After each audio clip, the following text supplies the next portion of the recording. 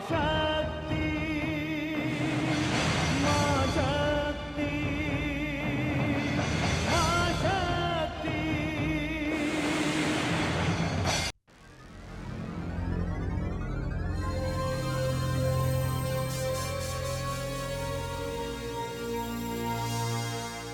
लीजिए महाराज, आपकी धर्मपत्नी का आक्रोश अब समाप्त हो गया।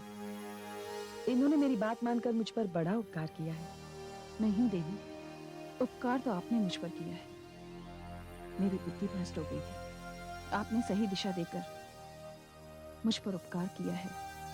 मैं आपका एहसान जीवन भर नहीं भूलूंगी। महाराज, मुझे क्षमा कर दीजिए।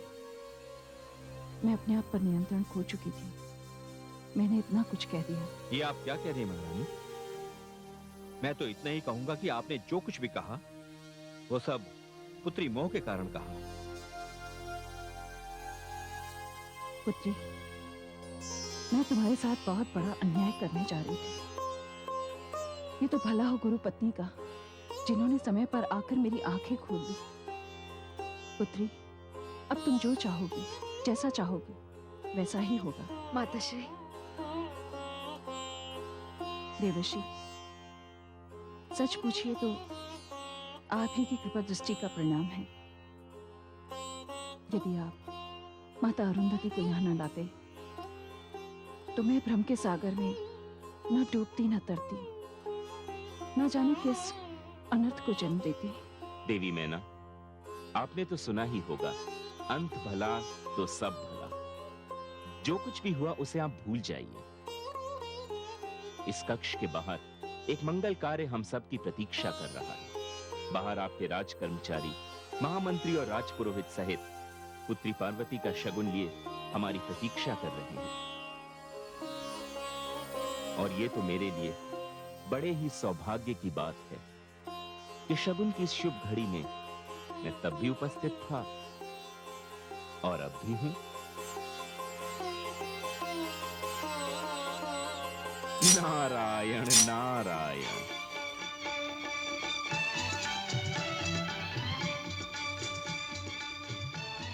ये देखो, ये भी देखो। पुत्री पार्वती, कुछ कमी रह गई हो तो बता दे। इस शुभ विवाह के पावन अवसर का ये पहला चरण है।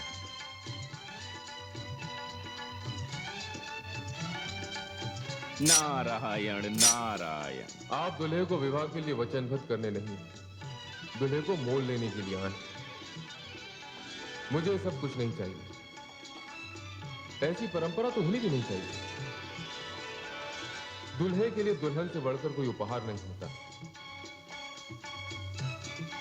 स्वीकार होगा, स्वीकार होगा पुत्री। जिस विनम्रता के साथ महाराज हिमांचल भगवान शिव को ये शगुन भेज रहे हैं, उन्हें स्वीकार होगा। आप चिंता ना करें। पुत्री पार्वती, तुमने कुछ नहीं कहा। पिताश्री, आपने जो सोचा, जो किया वो उत्तम है, सर्वथा उचित है। महाराज, यदि कोई कमी रह गई हो तो हमारे जमाता भगवान शिव से क्षमा मांग लीजिएगा। महारानी मैना, जो दोनों हाथों से सदैव बांटते आ रहे हैं, उन्हें कभी कभी कुछ ग्रहण करने का आनंद भी तो उठाना चाहिए। आप चिंता ना करें, भगवान शिव को इससे बहुत आनंद मिलेगा।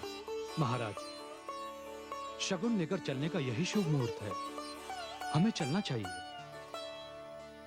महाराज, आपकी यात्रा मंगलमय हो, पथ शुभ हो। देवर्षि नारद, जब यात्रा में आप साथ होंगे तो यात्रा तो शुभ होगी ही। नारायण नारायण।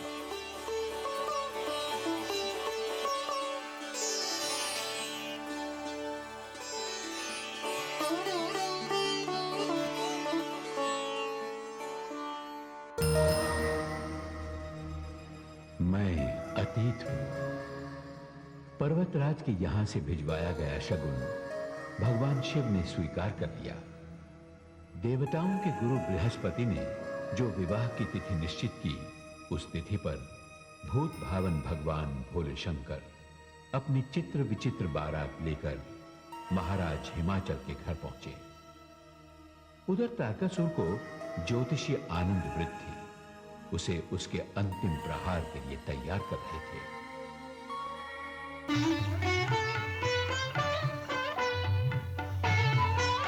महाराज, जब से हिमाचल पुत्री पार्वती का जन्म हुआ है, मैं तब से आपको निरंतर सावधान करता आया हूँ, किंतु आपने अभी ज्योतिषाचार्य जी, और मैंने भी उसे समाप्त करने के लिए निरंतर प्रयास किए, किंतु वो हर प्रयास से बचती रही है।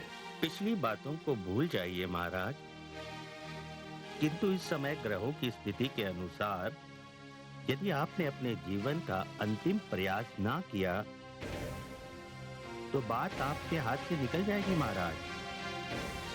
कहना क्या चाहते हो ज्योतिषाचार्य? स्पष्ट शब्दों में कहो। तो सुनिए महाराज, आज भगवान शिव और पार्वती की भांवर पड़ने वाली है। देवगुरु बृहस्पति तो उनके विवाह का मुहूर्त भी निकाल चुके हैं। महाराज, यदि ये मुहूर्त टल गया तो आपके जीवन पर आया हुआ संकट भी टल जाएगा। हाँ महाराज।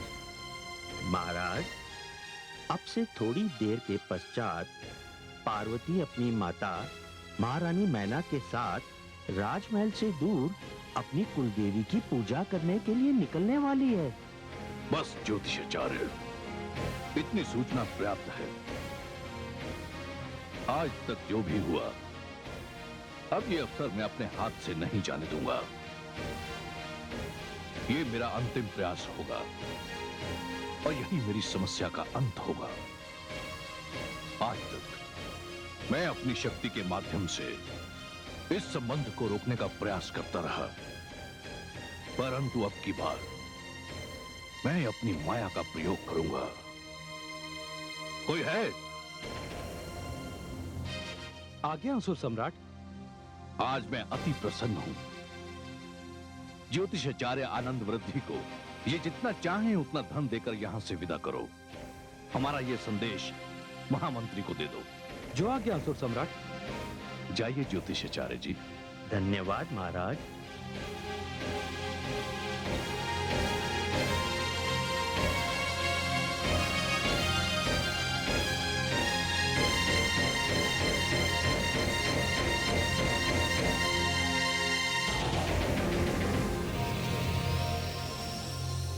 शिष्य, वर्षों पहले तुमने एक प्रश्न किया था, क्या तुम्हें स्मरण है? हाँ गुरुदेव, मुझे स्मरण है, किंतु उसका उत्तर मुझे आज तक नहीं मिला। आज मैं तुम्हें तुम्हारे प्रश्न का उत्तर दूंगा। यदि उस दिन मैंने केवल महाराज हिमाचल का कार्य किया होता तो वे प्रसन्न होकर मुझे अधिक से अधिक कितना धन दे देते, किंतु असुर सम्राट ने तो मांगना मेरी इच्छा पर छोड़ दिया। शिष्य, आज मैं अपनी विद्या का भरपूर लाभ उठाऊंगा। अब मुझे जीवन भर किसी प्रकार का श्रम करने की आवश्यकता नहीं।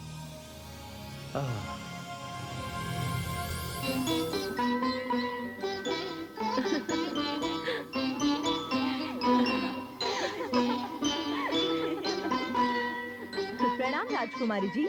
राजकुमारी जी, महारानी जी आपकी प्रतीक्षा में हैं। आपको कुलदेवी के मंदिर जाना है उनके साथ। जब आप कुलदेवी की पूजा करके लौट आएंगी तभी बारात की द्वार पूजा होगी। तुम चलो, मैं आती हूँ। जी राजकुमारी जी।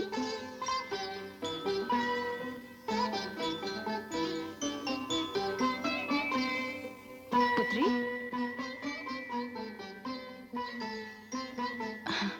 कितनी सुंदर लग रही हो। चलो पुत्री, बहुत देर हो गई है। चलिए माताश्री।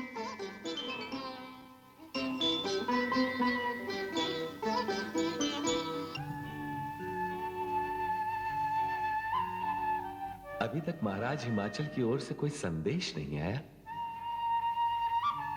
बारात लेकर चलने का मुहूर्त तो देवगुरु बृहस्पति निकाल चुके हैं।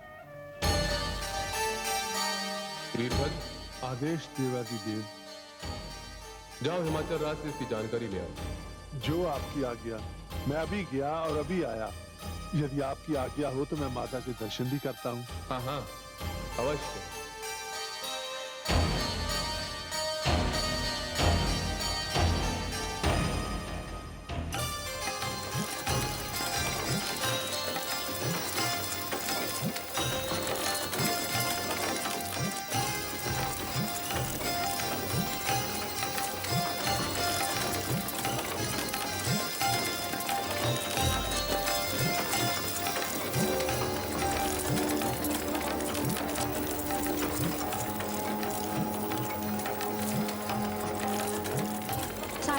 रुको, रुको सारथी।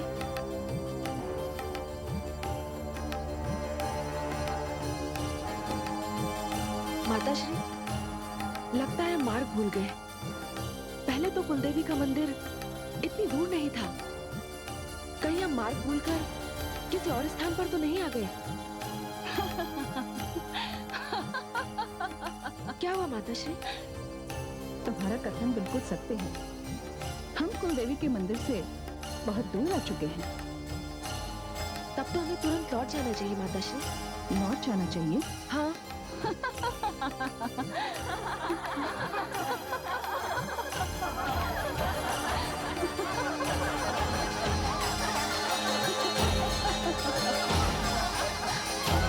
क्या हुआ माताश्री? अब तो लौट के जाने का प्रश्न ही नहीं उठता। माताश्री,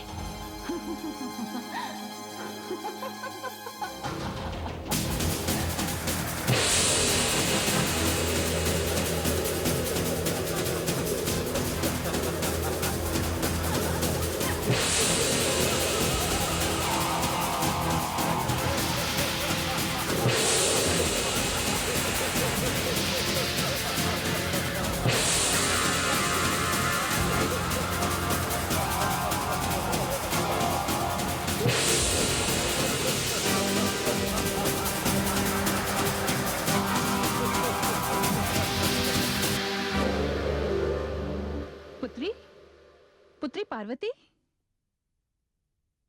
पार्वती कहाँ है? उसे मेरे साथ कुलदेवी के मंदिर जाना था। ये आप क्या कह रहे हैं महारानी जी? राजकुमारी को लेकर आप ही तो कुलदेवी के मंदिर गई थी। मैं? ये तुम क्या कह रही हो दासी? मैं सत्य कह रही हूँ। आपके साथ उनकी और भी सहेलियाँ थी। मैंने स्वयं आपको उनके साथ जाते हुए देखा है। हाँ महारानी जी, ये दासी बिल्कुल सत्य कह रही है। ऐसा कैसे हो सकता है? हे भगवान, ये सब क्या हो रहा है? महाराज! महाराज! महारानी, क्या बात है महारानी? आप इतनी घबराई हुई क्यों हैं? महाराज, अनर्थ हो गया। पुत्री पार्वती को मेरे साथ कुलदेवी की पूजा के लिए जाना था। मैं अपने कक्ष में प्रतीक्षा कर रही थी, किंतु जब मैं यहाँ आई तो इन्होंने मुझे बताया कि पुत्री पार्वती मेरे ही साथ कुलदेवी की पूजा के लिए गई है। किंतु ये कैसे संभव हो सकता है महारानी? महाराज, ये रहस्य मेरी समझ में नहीं आ रहा। मुझे बहुत भय लग रहा है महाराज। महारानी, ये तो अवश्य चिंता की बात है। निश्चित समय पर हमें बारात का स्वागत करना है, और यदि ये मुहूर्त चल गया तो फिर दूसरा मुहूर्त भी नहीं है। फिर तो ये विघ्न चल जाएगा महारानी। बारात द्वार पर खड़ी है महारानी, चारों ओर जग हंसाई होगी। इससे बड़ा अपमान हमारा और क्या हो सकता है महारानी? महामंत्री, सेनापति। आज्ञा महाराज। सेनापति, अपने सैनिकों को आदेश दो कि वो पुत्री पार्वती को महल के बाहर ढूंढे और नगर का कोना कोना छान मारे। जी महाराज। नहीं महाराज, यदि आपने ऐसा किया तो जनवासे में ठहरे हुए बारातियों तक ये सूचना पहुंच जाएगी, और इस सूचना का उन पर प्रतिकूल प्रभाव पड़ेगा। तो फिर मैं क्या करूं महारानी? हाथ पर हाथ धरे बैठा रहूं? नहीं महाराज, आपको कुछ भी करने की आवश्यकता नहीं है। जो भी आवश्यक होगा वो मैं करूंगा। वीरभद्र, आप? जी महाराज, आप चिंता न करें महाराज। इस परिवार का सम्मान मेरा अपना सम्मान है। मेरी माता पर कोई संकट आ ही नहीं सकता। जिनका पानी ग्रहण भगवान शिव के साथ हो रहा है, उन्हें कोई कैसे संकट में डाल सकता है? महाराज, मैं जानता हूं कि ये असुर राज तारकासुर की दुष्टा है। आप विधवासे में किसी को भेजकर ये संदेशा भिजवा दीजिए कि हम प्रार्थनीय स्वागत के लिए प्रस्तुत हैं। किंतु वीरभद्र, पुत्री पार्वती? महाराज, मैं आपको वचन देता हूं, बरातियों के आगमन से पहले माता यहां पहुंच जाएंगी।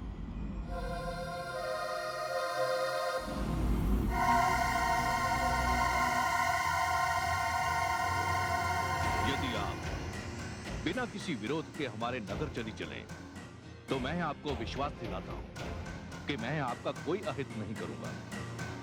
मेरा उद्देश्य केवल आपके और शिव के विवाह को रोकना। तू क्या रोकेगा इस विवाह को? तेरा सामर्थ्य क्या है?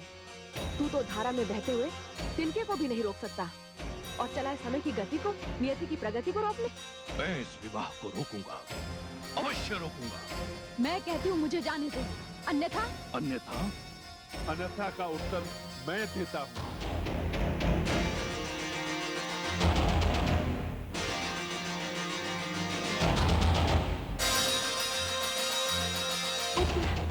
पापी निरादम, तू अपने आप को असुरों का राजा समझता है और मेरी माता पर मायावी शक्तियों का प्रयोग करना चाहता है। कौन हो तुम? मेरा परिचय तेरे 2 बार भेजे हुए सैनिकों से तुझे मिल चुका होगा। अंतिम बार तूने 8 सैनिक भेजे थे, 7 को मैंने मार गिराया, 1 को मैंने जीवित छोड़ दिया ताकि वो तुझे उन 7 की मृत्यु का समाचार दे। किंतु लगता है कि भय के मारे वो भी तेरे पास नहीं पहुंचा। ओ वीरभद्र, तुम यहां से लौट जाओ वीरभद्र। अब यहां जीवन मरण का प्रश्न है। विवाह मंडप में सब प्रतीक्षा ही करते रह जाएंगे। आज पार्वती यहां से नहीं जाएगी। आज ये विवाह संपन्न नहीं होगा। ये विवाह तो आज ही संपन्न होगा और देखता हूं कि इसे कौन रोकता है। देख क्या रहे हो? गिर कर मार डालो इस दुष्ट। नहीं।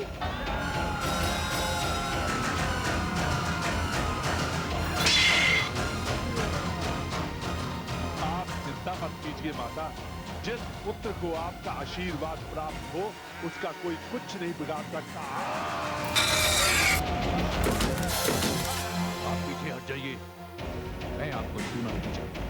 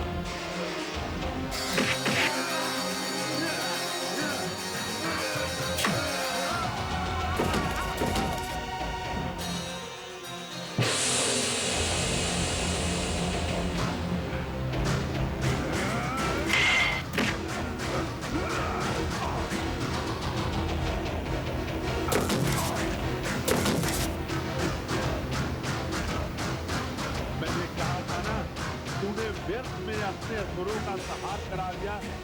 अरे अंधे, अब भी समय है, लौट जा।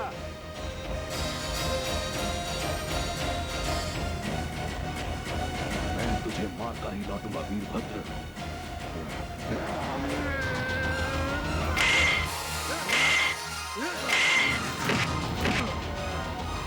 माता, विवाह का मुहूर्त निकल जाएगा, आप चले जाइए यहाँ से, मैं इससे निपट लूंगा। नहीं पुत्र, मैं अपने पुत्र को इस स्थिति में छोड़कर नहीं जा सकती। नहीं माता, आप चले जाइए। माता भी कहते हो और जाने के लिए भी कहते हो। हाँ माता, वहाँ 2 परिवारों की प्रतिष्ठा का प्रश्न है, विवाह के मुहूर्त का प्रश्न है। माता, आपको मेरी सौगंध है, आप चले जाइए। मैं आपको वचन देता हूं कि मैं इसको मारकर ही आपके पास आऊंगा।